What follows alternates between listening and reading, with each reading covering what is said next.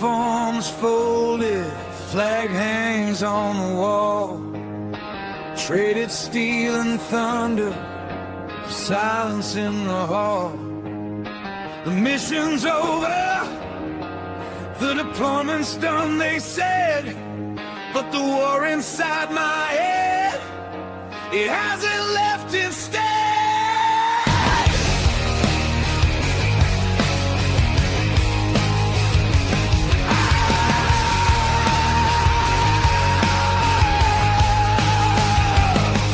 Got the handshake, the thank you, the ticket back home.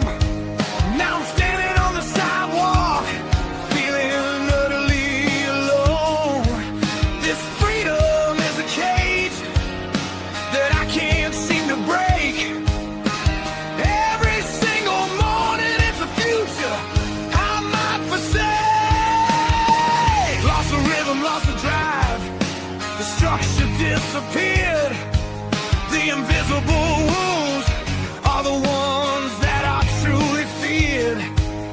I'm walking on a wire, the pressure's coming down.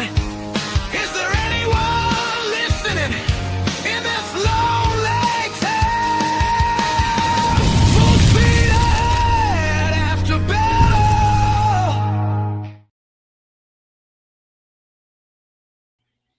All right, ladies and gentlemen, welcome back to another episode of Full Speed Ahead After Battle here on the Military Broadcast Radio, where we give veterans a voice. It's March, y'all, already through February into the third month of 2026. Time is flying by, and so what does March mean for everybody? Let's see. March 2nd, for any of y'all outside of the greatest country of all, Texas. Today is Texas Independence Day. For those that y'all don't know your history, I don't know what kind of history they teach you in the other states, but here Texas history comes before American history. That's just the way we were raised because we are Texas proud. But at one point, Texas flew under 7 different countries, right? Ask any Texan, and a real Texan will be able to tell you all those 7 flags. But in the end, we ended up joining the United States of America because that made the most sense, right? And we have been Texas all along. And I tell you what, as a veteran that's been overseas, deployed on a ship and spent some time in ports, there's 2 veterans that foreigners love to get to know. That's the veteran, and then that's the veteran from Texas, because they think all veterans from Texas wear cowboy hats, wear cowboy boots, and ride horses to work and school. And while some of us do that, not all of us, but that's what they all think. So, yes, Texas Independence Day. So for all my fellow Texans out there, happy Independence Day. March, is everybody, I'm sure, well aware, coming up on the 17th, St. Patrick's Day or St. Patty's Day. But actually, the full month of March is Irish American Month. And I know everybody claims to be from Ireland at some point. And while many families may be, my family definitely is. My aunt and uncle, they traveled to Ireland, Scotland, all around Europe, tracing our bloodline and our clan name all the way back to the mercenary clan back to the 2 original kings of Scotland. All in all, we used to be known as the Hooded Ones because that's what we showed up wearing in battle, was a dark hood. Most of the time when they saw our family up on the hill, they turned around and ran off the battlefield. And no, that is not just folklore. That is in the history books. So go check it out. Irish American Month, Texas history, a lot of history going on. History being made every day. While we don't talk politics on this show, I'm sure everybody is fully aware of what's going on in the Middle East right now. So our thoughts and prayers with all of our veterans that are deployed currently to the Middle East. I know we've had some that were KIA and some of those bombings over there. So while I've been there, I know how it feels. So for all the families that are going through it now, all of our veterans that are going through it now, this will come to an end at one point as well. So my thoughts and prayers are with you again. What's been going on the last couple of weeks? Well, as if you've been tuning in or if you haven't, I've been at my new job for about 2 weeks now. For those that don't know, I work at the Wise County Animal Shelter now. Took a position there. Taking a step back from the corporate world, working on my mental health, my personal well-being. And I tell you what, coworkers like dogs, cats, goats, pigs, calves, horses, everything I've seen come in the last couple of weeks is definitely a nice change of pace because it is scientifically proven hanging out with animals is good for your stress. It's good for your heart, your mind, your body, your soul, and every other aspect of that. And I will tell you that I've seen it. My wife has seen it. Others have seen it in the last couple of weeks. It seems like a whole new person because of what I get to do every day. And not only that, I started out as a kennel tech.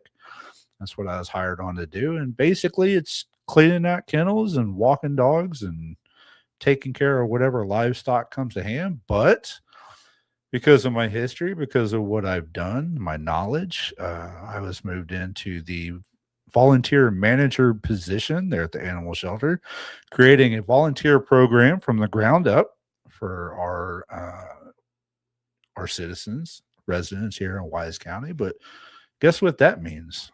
That means that I now get to work with veterans putting together volunteer programs that combines my two loves, my two passions. That's helping veterans and animals. So more to come on that. What else is going on? Not much as far as that. I mean, work has been crazy, getting all that together.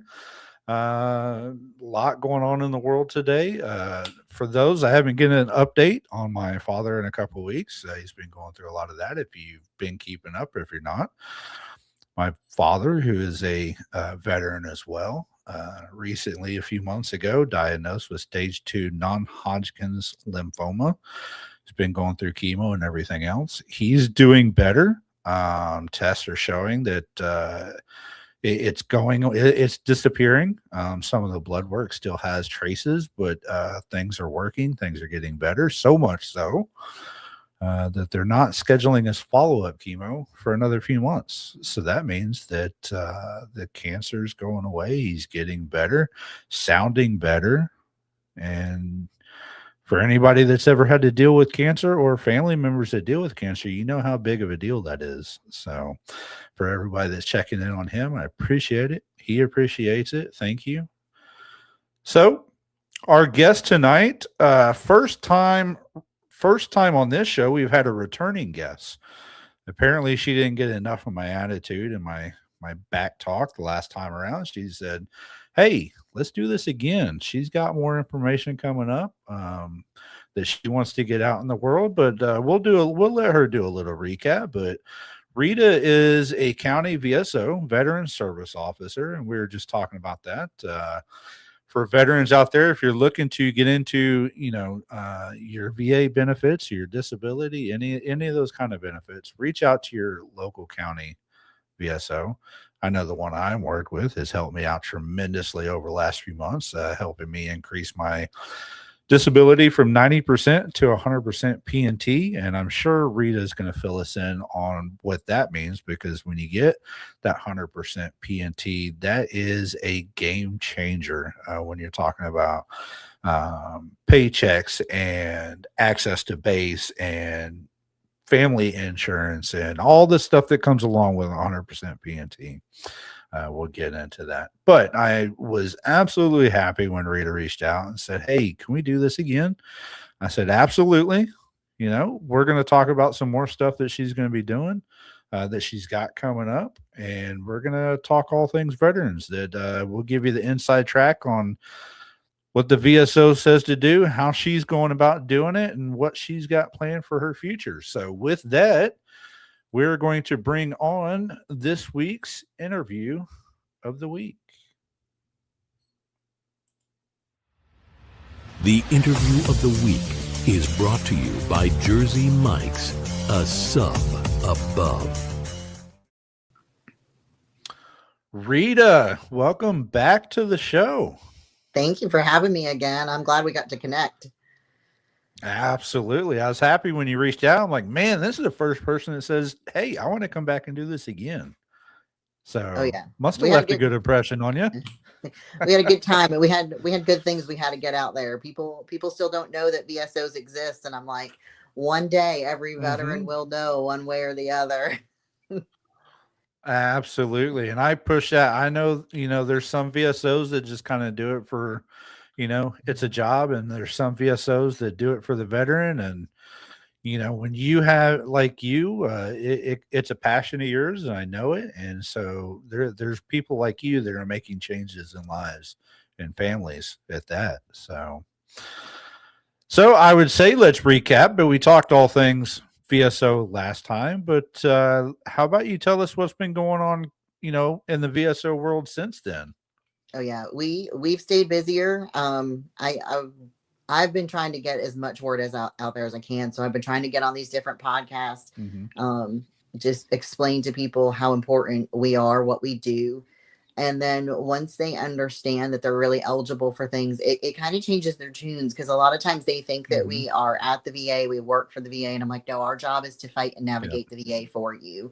And so, like you Yep. were saying, once we get their foot in the door, it's life changing when they find out that there's Hmm. benefits for their kids to go to school, property tax discounts depending on what states Hmm. you live on. There's so much out there. And so, just continuing to spread the word about what we do and how important it is. I think the last count that we had was there's about 200 VSOs in North Carolina where I am. And Hmm. honestly, we could use so many more. I talked to somebody who came from Florida, and they have about 1,500 VSOs. And I'm like, well, that's the number we Wow. need here. Our numbers are pretty comparable. I think Florida has about 1.3 million veterans, and we have right about 900,000. And I'm like, we are not Yeah. even close. So we Yeah. are trying to work through that. I not that I want it to go political, but I started talking to the political leaders about why we were important and trying to find funding and trying to find support, because Hmm. what I do and what all other VSOs do, it can change everything. I had somebody message me a few weeks ago, and she was like, "You changed everything." She's like, "My parents couldn't even pay their mortgage before, and now they don't have to decide what bills get paid and what don't." Right. And that's Yeah. huge. Like, just knowing that every Yeah. day that they can just pay their bills and buy groceries and they don't have to worry, that's life changing for people. And that's why I Yeah. say go see your VSOs. And if you don't get along with the VSO in your county, go find another one. There's plenty out Yeah. there. It's, Absolutely. So I've got a question for you, but you hit some numbers and that just reminded me. I forgot to hit my numbers for the show. And that's the typical 22 veterans commit suicide every day. But with the recent veteran suicide report that came out, down to 17 and a half, which is a start. Still yeah. 17 and a half too many. But some of the leading causes in that is that transition from military to service. Over 60% of those suicides come from veterans not getting that VA health care. And so that's a big thing. And recently, a couple of days ago, a good friend of mine shared with me the numbers for Texas. Texas ranks number one in the country for the amount of veterans. 1.5 million veterans in the Mhm. state of Texas, right? And so if we're looking at that percentage of state population 18 and older, 6%, percentage females 14%, over 65 38%, percentage who served after September 11th 21, 42%. So almost 42% of our veterans in the state of Texas served after 2001. And that's when a lot of that stuff changed. 9/11, GI Bill, all of that changed. Unfortunately, Texas is ranked right at the end, 49th and 50th. 50th for average number of days of bad mental health in the past month, which is pretty sad, right? We all have bad mental health, but being ranked last, understandably, numbers, when you have more numbers in any other state, you've got to be either first or last in something. 49th in having service connected disability rating. So that right there goes to show that most of our veterans in Texas are not seeking those VSOs. They're Yeah. not going out there and getting that disability. So, like you said, get your butt out there and find you a VSO or someone to help you get that disability rating. One other number I wanted to point out, and this is actually no surprise whatsoever, 40th for binge drink in veterans. Not surprised at all coming from Texas. But let me ask you this. So when you were talking about a veteran service officer, right? You're employed by the county. People are asking, why is my government, why is my county or my state employing veteran service officers that maybe doesn't help me? They're only helping the veterans. So why should we pay them? So And why is it that counties employ veteran service officers? so back in, I want to, it was in the 80s. There is a wonderful woman out there. Her name is Ann Knowles, and she basically created VSOs. She is still actively working on claims. When I have a question and I don't understand something, I call her. There is actually a national award, the Ann Knowles Award. If every VSO was like her, we'd be great. Now you do have those VSOs that aren't doing what they're supposed to. And that's when I tell people, call your county manager, let them know they're not answering the phone, they're not doing what they're supposed to, because like every public servant, your county manager deserves to know. If you have somebody in social services or the animal shelter or the sheriff's department, any department that works for you that your tax dollars pay for should be working. So just like any position, you got to go up the chain of command, you got to talk to the right person. But I feel like, in my personal opinion, VSOs are getting, they're different now. It wasn't just a job, or it was just a job for some people, but now you're seeing more and more laws changing where they're trying to say, okay, veterans get preference to do this job, which just makes sense. Veteran spouses doing the job. It's different when it's coming from somebody who's been there, done that. Right. And I'm glad that they're doing that, because we are truly seeing a difference in the way claims are being approached. And some of it too is training. I was just on a call the other day talking about, the two sides, right? So the VA was saying, oh, well, the VSOs aren't well trained, but then the VSOs are going, the VA is not well trained. And I'm like, honestly, it's the two of you just don't talk to each other. That's absolutely it. Yeah.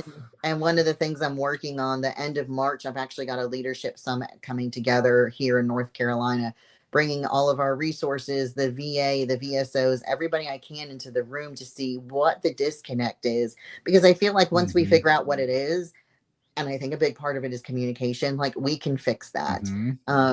There's so many like ins and outs and understanding, and I feel like more and more people genuinely want to help. But this is not a job that if you're looking for a big paycheck, you don't want to be a VSO. Anybody that works for the government knows they're not getting paid well. This is job that you truly want to do because it's important to you. It's a passion for you. Like, to me, I can't imagine doing anything else now that I finally got the dream job, because this is what I went to school for. I studied for. I mean, I used my voc rehab and my GI Bill to get to this point, and I'm glad I did, because this is where it was meant to be. Yeah.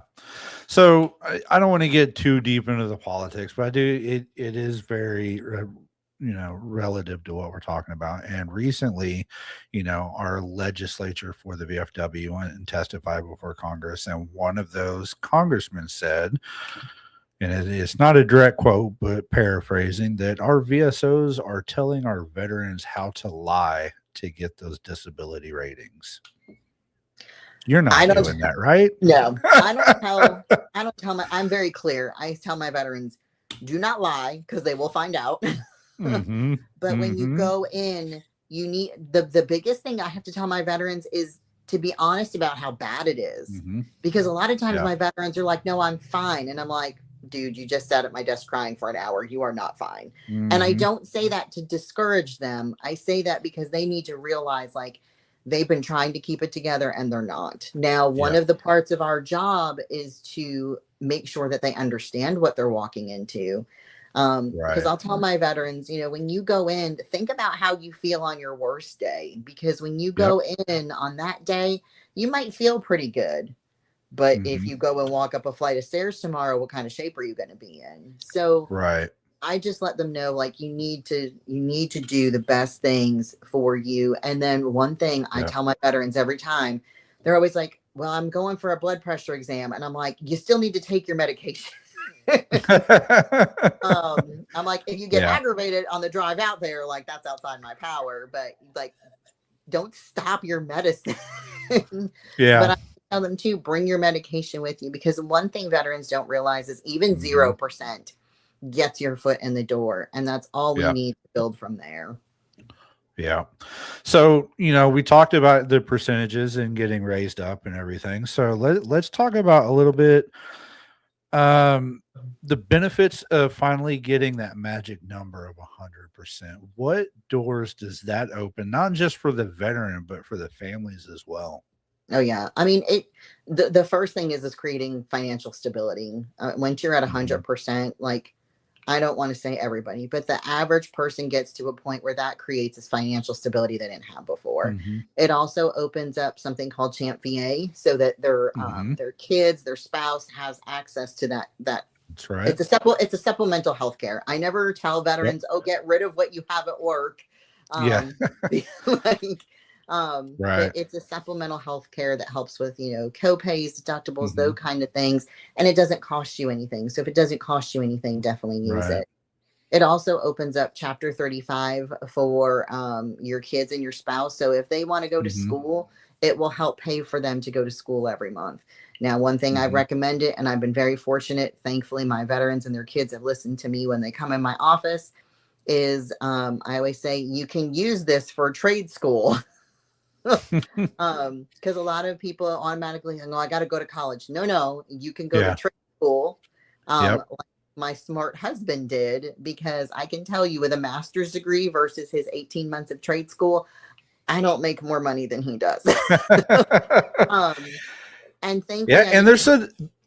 there's a lot of things in those when it comes to the trade schools and the VOTEC and everything. There's a lot more opportunities that are opening up Oh yeah. every day on the different kinds of classes. Whether it's, you can do your basic HVAC and welding and stuff like Mhm. that, but there's also ones opening up for CDLs for driving trucks, or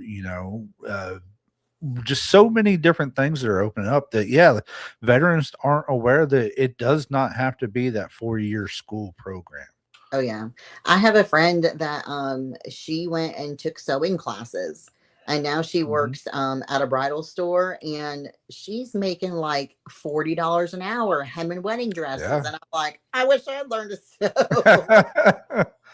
But yeah, I Yeah. mean, and the thing is like, right now in particular, like, my husband is in high demand. He does remodels, like bathrooms, kitchens, puts up Mhm. fencing, flooring. We're booked weeks out at a time because nobody works in the trades anymore. And Right. we're trying to Yeah. hire people, and we can't hire anybody because there's nobody with a trade background. Yeah. And I'm like, I will train you.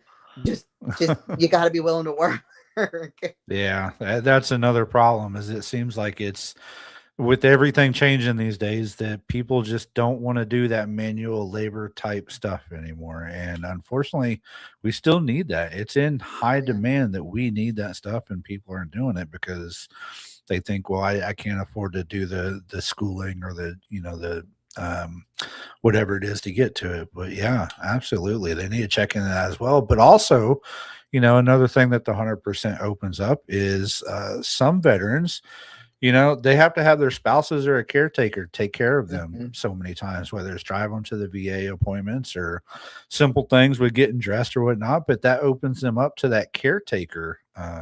Yeah. Um, So there's a so caregiver program. There's caregiver. also aid in Hmm. attendance. Um, Hmm. but the thing is that while it's available, it's not something you really want. And I explain that to my veterans. Like, caregiver means you're bedbound, you're housebound, you can't go Hmm. anywhere. If it was up to me, I'd have my health before I'd have my caregiver. Mm, So just yeah. kind of know that going into that yes, it is there, but like, there are stipulations behind it. The other thing is depending Right. upon where you live, There are property tax discounts. You can get disabled veteran tag for your vehicle. And that was one thing I have so many veterans that are like, oh, I don't need the handicap spot. And I'm like, that's fine. However, get it, because like we went to our local Coliseum to see Jeff Dunham, and they saw my disabled veteran tag and they're like, oh, you're a veteran? And I was like, yeah. And they're like, you can park for free. And I was like, we just saved $40 on parking. Yeah. Yeah, we recently, Valentine's Day, we went to Monster Jam out at AT&T Stadium, and we pulled up in the parking lot, and the guys are looking at the plates, and they're like, oh, we got a spot for you right up here. I parked literally front row, number one spot next to the front door of AT&T Stadium. Couldn't have gotten better. I don't, my wife will tell you, I don't use it all the time either. There's some days that I will because, things happen, but some days I'd rather walk, but it does come in handy. Absolutely. We went on a cruise with Margaritaville, and it was the same thing. Usually they charge for you to park in the parking spot for the week. And they were like, oh, you have a disabled veteran tag. We don't charge for your parking. And I was like, yes. Yeah, and for me, it's a big saver, especially when my wife was traveling for business. But out at DFW Airport, they don't charge you for parking out there. So I'm in and out of there, and I ain't got to pay a dime. And there's some toll roads here in Texas, and I'm sure other places that you don't have to pay if you have those DV plates. So yeah, it 100% opens up so many avenues. And again, if you're a veteran listening to this, go find the VSO. They will fill you in on that. And y'all do most of the work. Like when I didn't know much about the VSOs until I got in and started meeting one. And she was a disabled veteran herself and president of the local DAV chapter. And basically I signed that medical form, and she's the one that contacted the doctors to get all the paperwork. She's the one that got with the VA to schedule the appointment. She's the one that did everything. And it's, like you said, there's some good VSOs out there that make it so simple for us veterans that we really don't have to do anything other than show up to the appointments. Yeah. One thing I tell my veterans is if you can, bring me all your medical records from your private care facilities, because if you hand those, that makes it so much easier, because the VA asks for them. There's like a fax glitch or a technology problem. I know. That's the extent of what I really ask my veterans to do. Because I'm like, if you just get me those documents, like I can take care of everything else. And I skim through everything and I make sure that what we're sending up is solid. Because I don't want to send a claim up that's just mud against the wall. Because if it doesn't stick, that doesn't help anybody. Right. Absolutely. Well, look, great catching up on the VSO stuff. We're going to take a quick break. And then when we get back, we're going to get into this new project that you got coming out. We'll be right back after these messages.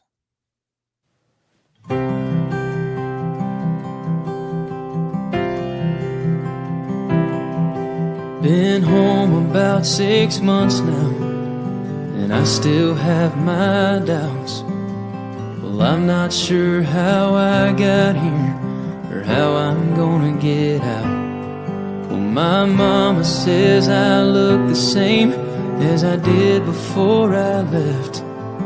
But if she could see inside of me, it would scare her to death. Well, I can still taste the powder from the barrel of my gun, and I can hear my sergeant screaming, run, soldier, run. And I can feel the backpack on my shoulders, got it weighed a ton.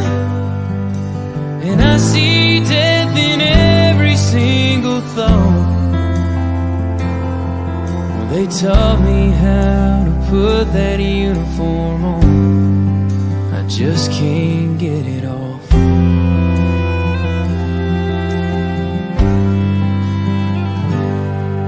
Last Saturday they honored us in a small parade downtown. And when they shot off those fireworks, I nearly hit the ground. And while they smiled and cheered for us, all I could do was stare. 'Cause part of me is here at home, but part of me's back there.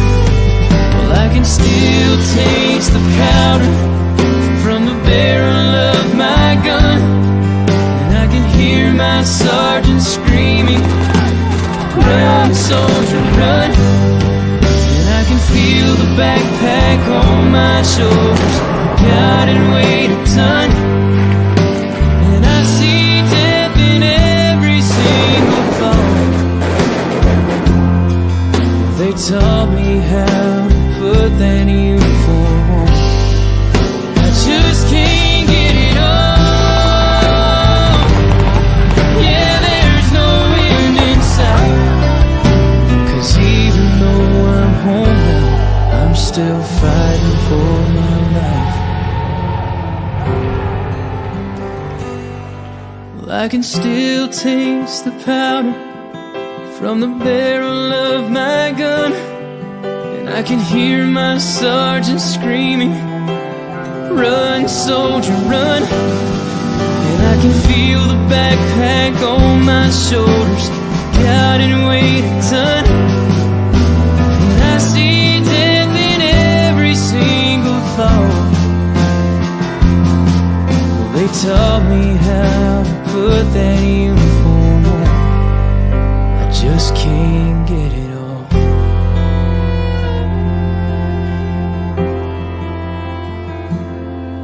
Well, the devil's won some battles, and he may win some more, but don't he know the American soldier will always win the war?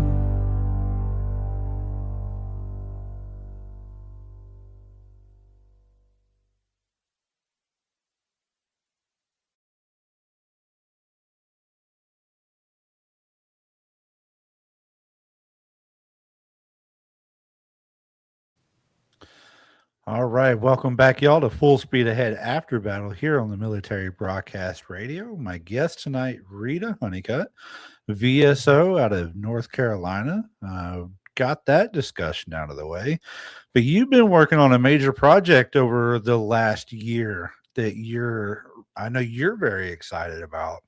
And it seems like you're falling into that group of veterans that's becoming an author, I'm sure, because one, you want to document your journey, but two, it's kind of like that healing, right? You put things into words, and it's a healing process for you. And when you see things in words, it just hits different than when it runs through your mind. So, how did you get to be an author? Why are you doing this? Yeah, so it all started back in 2021. Actually, I had my fourth heart surgery. I'm service connected for a heart condition, and it has been a journey. But after that fourth heart surgery, was laid up in bed for a while, and then from being laid up, I had actually herniated a disc in my back from laying around, and I'm like, they told me to rest, and it didn't do me any good. And it took a while to heal from that surgery. It really kicked my butt that last time. I started gaining weight because I couldn't get up and move or do anything. And it spiraled so quickly. Mentally, I was just so beat up. Physically, I couldn't do anything. I'd gotten to the point where, like, I couldn't even get dressed. I always wore slip-on shoes. It was a rough. And so I finally got in with a doctor, and it's hard because, like, I try not to play that woman card, right? But it was hard because I didn't have a single doctor listen to me when I was like, something's not right. I'm in pain. I have neuropathy in my legs. Like, I felt like that numb tingling constantly, and sat down with a doctor, and he was the first one who didn't go, oh, it's your hormones. He was like, oh, something's wrong. And I'm like, well, yeah. And we went through some stuff, and he said, well, let's try this drug. It's still kind of new and experimental, but it's meant for migraines and seizures. And let's see if it gives you some relief, because I didn't want to be on painkillers. I was doing everything in my power to avoid being on any kind of narcotics or opioids or anything like that. And I was like, dude, if you tell me that I can take a migraine medicine and it will help, then that's what we'll do. And it did. And within 6 weeks, I was up and walking very slowly, but at least walking where it didn't hurt every step of the way. Within 6 months, I was jogging, and last month I completed my first ultra marathon. So within 3 years, going from, took me an hour and a half to do my first 5K to I ran 31 miles all day long. I mean, that's a huge feat. So over the past year, I took that time. I started writing myself notes about like where I was at with my journey. And one of my friends was like, you need to write a book. And I'm like, well, I already wrote a book. And so, she's like, well, you need to write another one. And so I wrote the book about, my journey and everything I had been through. And it was huge. And we just kept going from there. So I can't say enough good things about what that doctor did for me. And unfortunately, this past year, he passed away. And when I went to publish the book, I dedicated it to him, because if it wasn't for him, I don't know where I would be at now. But this book has been a way for me to connect with people, to let them know they're not alone in this process. Because so many times, we see the tip of the iceberg where, somebody's already lost all the weight and they're feeling good. And you're like, oh, you look amazing. And that you don't see the progress through the journey. And I'm like, I'm still progressing every day. Right now I'm in the middle of training for my first triathlon, but my training looks a little different because I'm having to navigate this back injury. I'm having to navigate these hip flexor issues I've been having, still trying to do this all with a pacemaker and being asthmatic. And that was one of the things. It was like, ADA athletes are real. Right. But it doesn't always look the same. A lot of times people see an ADA athlete and they're thinking, oh, they have no legs, they're in a wheelchair. And I'm like, right. No, it could be, that they have a back injury and they just use a cane or a walker, or, we talk about the hidden injuries, but we don't really accept the hidden injuries. And so that has been a big part of the book for me, is explaining how important it is to keep going. One of the things I always highlight was, I had been about 6 months into my journey, and I was driving home from work one day and I saw these ladies outside working out. And I said, let me just go check out what they're doing. And so I talked to the instructor, and she was like, oh, well, your first class is free, come on back on Monday and let have you work out. And, I did that. And after my first class, I was like, oh, I got there and I was like, oh, I'll do great. All these women are older than me. And, after my first class, I went outside and I threw up, and I called my husband and said, please come get me. And he did. And then he said, so you're going back on Wednesday? And I said, yeah, I'm going back on Wednesday. And I haven't stopped since then, because it was just another stepping stone for me. But it was crucial. And the thing was, it's so easy to give up, and one of the things I talk about in my book is, that new year, new me, we go through that process. And then usually about Martin Luther King Day, the first day that the kids have off from school and you can't get to the gym, is the first day that people start falling off the bandwagon. And it's like, just go. Even if you go for 15 minutes, go do something, because as long as you're moving, you're doing something. And then understanding that it's not just exercise, it's eating right, it's self-care. There's so many aspects to getting healthy. And when I started writing the book, I originally called it Fat to Fit, my weight loss journey. And I realized it was no longer about weight loss. It was about being healthy. When people look at me, they don't believe how much I weigh. And I'm like, well, yeah, but I also lift 260 now. Like, wow. So like, they see me and they're like, oh, you're 5 foot tall. And I'm like, well, yeah, but at the same time, I'm doing these things, and I know that, God forbid, my house catches on fire, I can carry my husband outside. Well, I think that's where a lot of people, maybe not confused, but they picture fitness and health with skinny twigs and people that look like, get blown away in the wind. But it's not always about being skinny. It's about, being healthy. And there's a difference between that, right? And so to me, explain to me, or the people listening, what is the difference to you between being skinny and being healthy? Well, so for me, I at first I want it to be skinny, right? Because I thought that's what I need it to be. And then I realized that no, like I really want it to look like I could kick somebody's ass. But when I started going and doing these different things, the first thing that kind of got me into gear was I signed up for my first 5K and I Hmm. walked it. I got it done in an hour, and you get that finisher's medal and you're like, man, I did it. And then I just started signing up for the next thing after the next thing. And for me, it became, I was completing these things. I wasn't worried about Right. competing. I was worried about completing. And those are two There very you different go. things. And Yep. every time it was like this emotional boost that I needed to continue my Hmm. journey. And I'm not saying it's okay to like sit around and eat a bag of chips. I am saying that after you run 31 miles, don't feel bad about eating that pizza. But it's about finding balance and understanding, and then what feels good to you. I had to really like navigate the scale. That was very hard for Hmm. me because I'm like, why won't it go down? And then Right.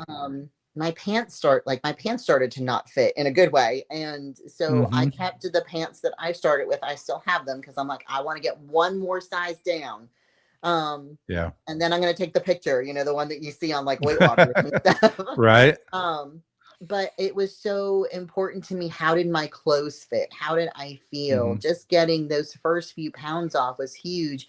But then it was also building that muscle. And once I started building Yeah. muscle and feeling good, and I woke up in the morning feeling refreshed, that was a big part of the journey. Right. Yeah. So, you mentioned it, it, everybody wants to start out, but, after a few weeks, you get tired or worn out or life gets in the way. Right. And you're just like, well, maybe next year I'll quit. But I think what we got to remember is, we all felt that way going through boot camp, right? Whether Mm-hmm. it's the first day, the first week, the first month, it's like, I can't do this anymore. Right.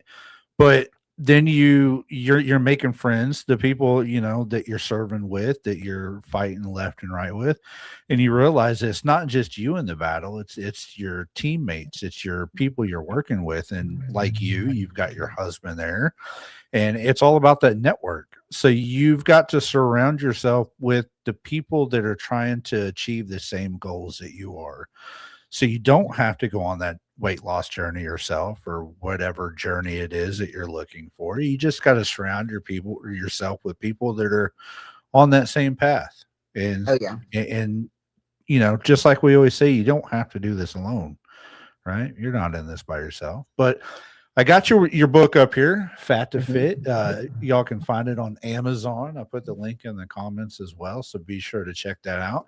But you also you're traveling around and doing book signings and autographs Mm-hmm. and stuff, and so you know, uh, fluff to tough.com for those tuning in. Put that up there, so go check that out. Where was it? There we go. Your upcoming dates. There's February. There's March. There you go. Mm-hmm. Asheboro, Archdale, North Carolina. So you're getting pretty good following with this book so far. Is that right? Yeah. So far, I think that when people realize they're not alone, and like you just Mm-hmm. said, it kind of, you equate it back to your days in the military. I started surrounding myself with the people I want it to be like. Who did I want to grow with? And the thing is too is even like we do a mud run. This will be our third year doing it. And each year, we have more and more people sign up to go with us because they're like, it looks like you had so much fun. And the first time we did it, Lord, we started probably the way we should have looked when we were done. One of the girls went with us had just broken her foot. Another one was in a cast where she had a broken arm. We looked rough. and, um, and we finished, and it was crazy because one of the girls was like, I cannot do this. And I looked at her and I said, I promise you, no matter what, you will get through every single obstacle. And we Yeah. got her through, and she was like, this is great. And then the following year, we had a different group of people, and we had the same thing that the one girl was like, I can't do this. And I was like, I will leave no man or woman behind. We are getting over everything. And it worked out great because I had a friend with me, Abby, and she's Army. And she got to the top of the obstacle, and she's like me. She works out in heavy lifts. And I was like, all right, I need you at the top, and I'm going to throw these girls at you. And so we made sure everybody got over everything safely. And that was the big thing, is once they got that done, so many people were like, I need to work out more with you. And I'm like, come on, let's go to the gym. Yeah, and once you start doing those types of events with each other and with friends and stuff, it makes it more enjoyable, and it turns more into team building and camaraderie than, oh, I've got to get through this on my own. This is so boring. Yeah, so yeah, it's always fun when you get to do it with a group of people and build that teamwork and everything else. So I'm glad that you found that journey for you and that's working out for you. And so not only did you write a book about it, but you're also helping people change the way they eat with your other book that you're working on. So I've got a cookbook coming out in a couple weeks. It'll be out March 15th. It's called Eating Your Fluff into Tough. And it's all of the recipes that either my daughter and I have tailored to our needs, because I've got a picky teenager in the house. Some of them are grandma's recipes, all different things that we've come along our path and we found. A lot of peanut butter recipes in there, because everybody was like, oh, I'm not a big chicken person. I'm like, well, if you like peanut butter, I got you. I know my wife makes some peanut butter protein cookies that I swear are amazing, and I would rather eat those than some of the regular peanut butter cookies. So they're good. They're good. And that's and it's just reframing how you think about food, because at first, when I first started this, I'm like, oh, I can't eat this, I can't eat that. Well, depriving myself was making it worse, because then I was on this yo-yo diet of like, oh, now I want it, and that's all I wanted to eat. And so it was like, I can have a piece of chocolate, but it needs to be a piece of chocolate, not 6 Hershey bars. And in the cookbook too, I give some pointers of the things that I learned along the way, of like subbing in honey for sugar. Like, first of all, it tastes so much better to me. And then understanding nutrition labels. I touch base on that, because sometimes you look at the label and it's kind of intimidating. It is. So we touch on all of those things in the cookbook, because I wanted people to be aware. Okay. Yeah. I mean, eating healthy is no longer, bland oatmeal and all that stuff. There's actually some amazing recipes out there. So definitely let me know when that cookbook comes out, and I'll get it for the wife so she can make it all. But she's the healthy cook. I'm the barbecue and all that kind of not good stuff cook. But yeah, well, there's a recipe in there for pulled pork barbecue. Using barbecue sauce without a lot of sugar in it. Well, now we're going to get into the conversation of barbecue in North Carolina versus barbecue in Texas, and that never ends well. To me, after being in Texas and being here, like, they're both good. They just both bring something they bring something very different to the table. They do. It just, that's always a heated debate, barbecue in the different regions. But no, that's amazing that, such a different story than the last time you were on. Last time it was all about VSO, which is great because we're here to help the veterans, but also, sharing your story of adversity and overcoming the health issues that you had to achieve the goals and feel better and be better. And now you're helping people. And I think that's what a lot of veterans end up doing. Once they make themselves better, they turn around and try and help others, because that's what we do as veterans, right? We take care of each other and promote each other. And so it's great that you're out there doing that. Thank you. Yeah, I'm excited, and it's not stopping there. I've been trying to find different ways to like get this positive information out there. So the cookbook comes out, like I said, in a couple of weeks, and then my next book comes out in April, and it's called "The Struggles Are Real, Real Fun," and it is a little bit different than I think people are anticipating it's going to be, because a lot of people are like, "Oh, it's going to be these different stories," and I'm like, it is. But it's going to be in verse, and it's going to be different from what you're used to seeing from me. So I'm very excited about that one too. So now I've got this forward momentum, and I'm like, let's keep getting this out there, getting the positive word out there, because we see all this negativity in the world, and I'm like, if I could just put a little light back into it, that I makes know. all the difference. I know. There's so many negative things going on in the world today, and it's not like it used to be. And I know everybody says that, and now I understand what my parents were talking about back in the day. But yeah, we all need to do better at helping each other, and that's in the veteran community, we've always been good at that. But we also need to remember that you still got to take time for yourself, because you got to make yourself better, make yourself happy. And if you can't do that, then you're not going to be able to help anybody else. Yeah. Right. Yeah.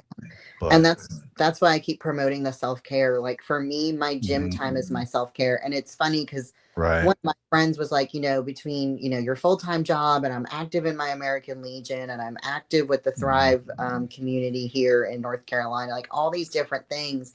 They're like, when did you have time to write a book? And I'm like, on the treadmill. And they're like, how? And I'm like, I just took my phone and started writing my notes. And then when I had time, I sit down and put it on my computer. But when you want something, you will find a way to make it happen. And the thing is like, we were taught time management in the military. So when I meet a veteran that's always late, I'm like, are you sure you served? Are you sure you're a veteran? Because veterans are not late to anything. Oh Lord, it still gives me anxiety after what 15 years. I'm like, we cannot be late. Yep. I know. Same way. Yeah, I can't do that either. So, but yeah, doing great things. So, what else? Anything else going on since the last time you're here? I mean, other than helping veterans and books and the big busy. thing. Yeah, the big thing we've got coming up is my friend that made me throw up the first time I worked out with her. Her grand opening for her new gym is in a couple of weeks, and that's on my website. It is an ADA accessible gym, because that was something that we wanted everybody to be able to feel comfortable, because I feel like sometimes there's a gap. You go to physical therapy, and like you have that environment, and then you move over to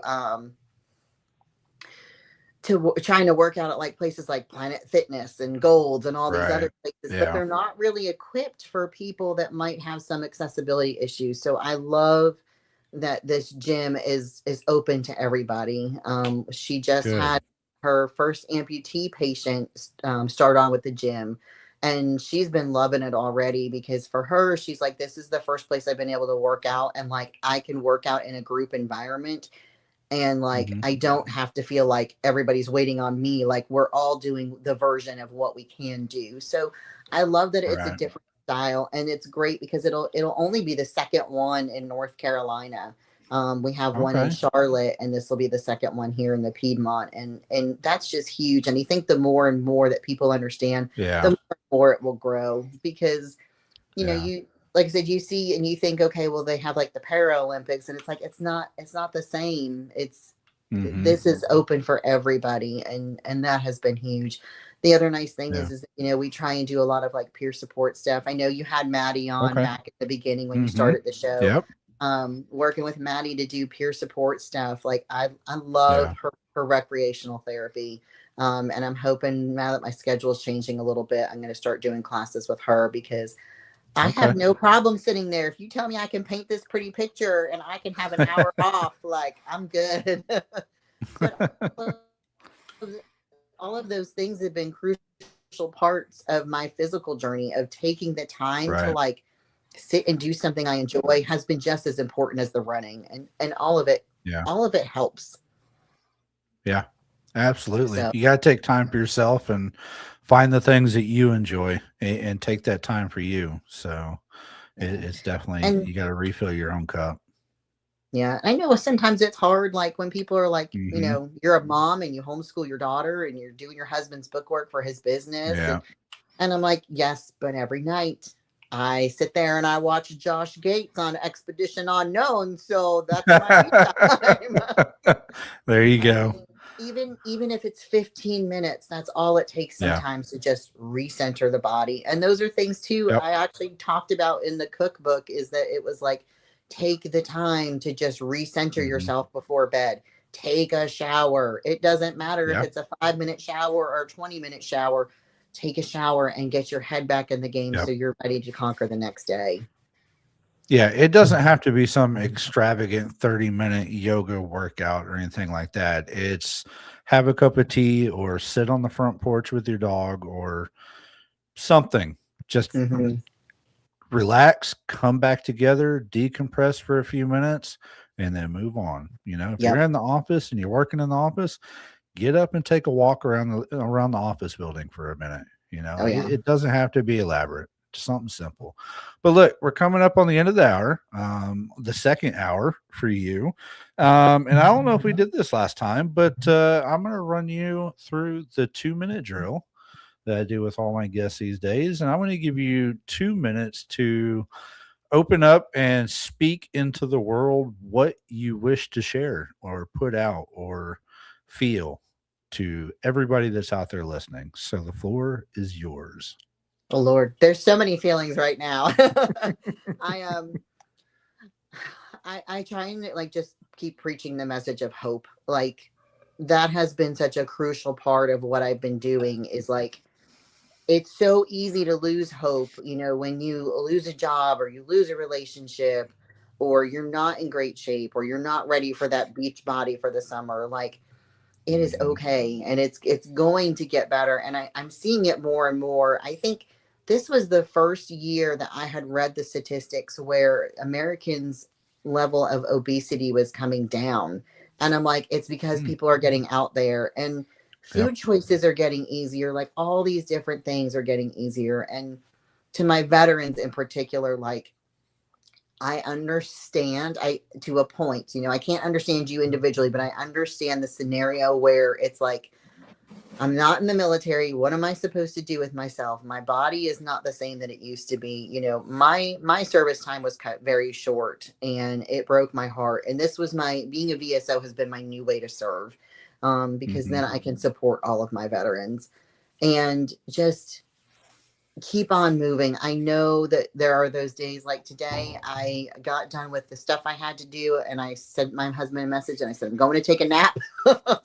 And I'm going to retry in an hour. And some days that's what I need to do to recenter myself. Hmm. And right now, like training for this triathlon has been more challenging than training for that ultra because there's a reason I didn't join the Navy, and it's because I can't swim. Um, and so now at almost 40, like I'm like, I gotta figure out how to swim. And I say that like I can swim to survive, but I can't swim well. Um, Hmm. but challenging yourself to do new things is also like huge because you're like, I never thought I could do this. And then when you do it, it's the best feeling in the world. And so just keep on moving and keep on doing whatever you can. And it doesn't have to look glorious as long as you're trying to just better yourself every day. You'll start to notice too the company you keep is crucial. I Hmm. started cutting the toxic people out of my life and started putting these healthy people in my life, and it has been life changing. There have been people when I don't show up to the gym, I get text messages and I'm like, yeah, I'll be back tomorrow. But it's nice to know that those people are rooting for me to continue to be healthy. So I know Yeah. sometimes it's easier said than done, but cut out them toxic people, friends or family, Yeah. though they may be. If they're toxic, they're toxic. So, and if you can Yeah. get a dog, it'll make you feel better. I agree with you on that last one.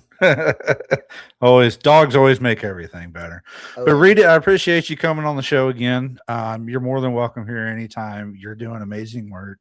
And thank you so much. Not what you're just doing for yourself to take care of yourself, but for all of our veterans out there, being a VSO and everything. So good luck with all that. And you are welcome back anytime. Thank you. I appreciate it. All right. Have a great night. Thank you too. All right. Well, y'all, that wraps up another episode of Full Speed Ahead After Battle. That was Rita Honeycutt, VSO Veteran Service Officer in North Carolina, sharing her information on, disability ratings, what all comes along with that, how to reach out, how more veterans need to reach out. And if you didn't hear those numbers, 600 or a lot, right? Six 600,000, somewhere around that. Veterans committing suicide, many of them 60% of those veteran suicides, 6,400, thank you. 60% of that 6,400 veteran suicide is because the veterans not reaching out for that VA help. That's what those VSOs are paid to do, is to help you out. And not only that, many of them, like Rita, are veterans themselves, and they want to help you out. That's what they take those jobs for. So, like she also says, you've got to get out there and find your journey, find your path, whether it's exercise or finding a new hobby. Sometimes getting started is the hardest thing. But remember, just like in boot camp, and like I say every week, you're not in it alone. Find other people in with the same interests as you and work together towards your goal. You don't have to do it alone. There's people out there that have already done it before. You just got to reach out there and ask them. Then go find her book on Amazon, Fat to Fit, My Health Journey by Rita Honeycutt. She talks about her journey and her past. She's got other books coming out. If you need a good cookbook that's healthy with some great recipes, as well as some other healthy information in there, you can find that book coming out. But again, go find your VSO. Go find somebody to help you get those veteran benefits through the VA. All right. Other upcoming events, I know I'm putting it out every week, but it's getting closer and closer because here we are in March. So it's coming up next month. Battle Buddy Throwdown Cornhole Tournament, sponsored by the VFW District 21. That's going to be on April 18th. We've got some big stuff coming in. Dr. Odom of North Texas Wellness and Injury and Wellness. He's going to come out there with his staff. He's going to be talking about orthopedics and chiropractic. That's it. That word. And he's going to be giving free trigger point massages to everybody that's out there, as long as you get there and sign up early. So come out there, join us for a good cause. All the money is going to go towards the Irreverent Warriors DFW chapter, who work solely on raising awareness around veteran suicide and mental health. So come join us for that. Not only at that event, but Military Broadcast Radio. That's right. This group that I'm here with and others, they'll be out there at that event selling Die Tired merchandise or T-shirts. That's the band that we are collaborating with for a new T-shirt, MBR Die Tired T-shirt, where the profits are going to help veterans as well. Tracer from Tracer Rounds will be out there helping you with those shirts and talking to you veterans about how to get into podcasting or video or any of that online stuff that we do, which are so many more options. What else? Previous guest Rex Enriquez of Mission Focus Coaching. I've been working with him, and we got him set up at a equine therapy center here in Fort Worth. It's an equine therapy center that helps veterans with their physical therapy, with their PTSD and any of that. He's going to be bringing his Mustang mission for warriors out there, and he's going to be doing that May 16th, sorry, that Saturday here in Hazlet, Texas, just outside of Fort Worth. Make sure you go check out his website, Mission Focus Coaching. Rex Enriquez, he'll be out there.